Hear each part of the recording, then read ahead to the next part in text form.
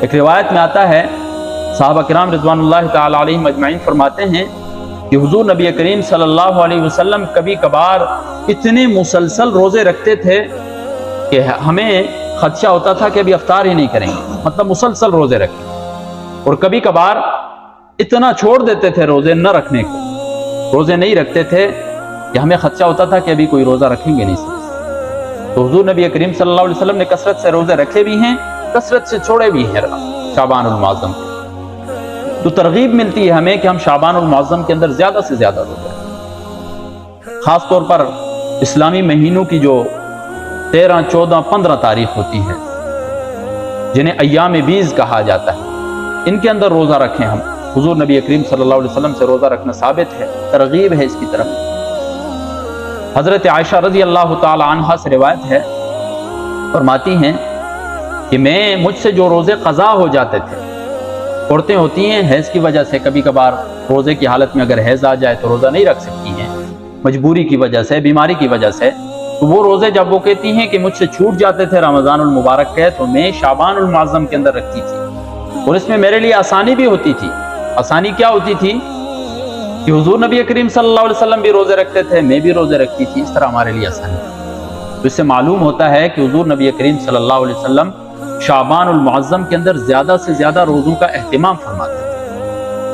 اور ایک روایت میں آتا ہے، حضور نبی کریم صلی اللہ علیہ وسلم نے فرمایا کہ انسانوں کے اعمال جو ہیں شعبان المعظم کے اندر اللہ تبارک و تعالیٰ کے ہاں پیش کیے جاتے ہیں، تو میں روزہ رکھتا ہوں تاکہ جب میرے اعمال اللہ تبارک و تعالیٰ کے ہاں پیش کیے جائیں تو اس حال میں روزے کی حالت میں، اس وقت میں روزے کی حالت میں۔ دیکھیں ہمارے جو اعمال اللہ تبارک و تعالیٰ کے ہاں پیش ہوتے ہیں، یومیہ طور پر بھی ہوتے ہیں، ہفتہ وار بھی ہوتے ہیں، اور سالانہ طور پر بھی ہوتے ہیں۔ یومیہ طور پر کیسے ہوتے ہیں؟ جو فرشتوں کی ڈیوٹیاں لگی ہوتی ہیں، فجر سے لے کر عصر تک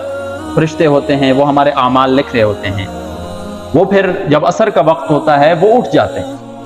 وہ پھر ہمارے اعمال کو لے کر جاتے ہیں اللہ تبارک و تعالیٰ کی، اور پھر عصر کے وقت سے لے کر صبح فجر تک جو فرشتے ہوتے ہیں، فجر کے وقت وہ پھر ہمارے اعمال لیں۔ یاد رکھیں کہ اللہ تبارک و تعالیٰ کو ہمارے اعمال کی ضرورت نہیں ہے، اور یہ بھی نہیں ہے کہ اللہ تبارک و تعالیٰ کو ہمارے اعمال کا پتہ نہیں ہے، وہ تو عالم الغیب والشہادہ ہے۔ یہ صرف اور صرف فرشتے اپنی ڈیوٹیاں پوری کر رہے ہیں، اللہ تبارک و تعالیٰ ہر چیز کو جانتے ہیں۔ تو حضور نبی کریم صلی اللہ علیہ وسلم فرماتے تھے کہ شعبان المعظم کے اندر اعمال کو پیش کیا جاتا ہے، تو اس وجہ سے میں یہ چاہتا ہوں کہ جب میرے اعمال کو پیش کیا جائے تو اس وقت میں روزے کے حل۔ اس سے بھی ہمیں ترغیب ملتی ہے کہ ہم زیادہ سے زیادہ شعبان المعظم کے اندر روزے رکھیں۔ اور عقلی طور پر بھی ہم سوچیں، جب انسان کوئی کام فوراً شروع کرتا ہے تو اس وقت فوراً شروع کرنے میں اس کو تھوڑی تکالیف محسوس ہوتی ہے۔ تو شعبان المعظم جو ہے یہ رمضان المبارک کا ایک مقدمہ ہے، تو جب اس کے اندر بندہ کثرت سے روزے رکھے گا تو اس کی ایک عادت بن جائے گی، پھر رمضان المبارک کے روزے رکھنا اس کے لیے آسانی ہو جائے گی،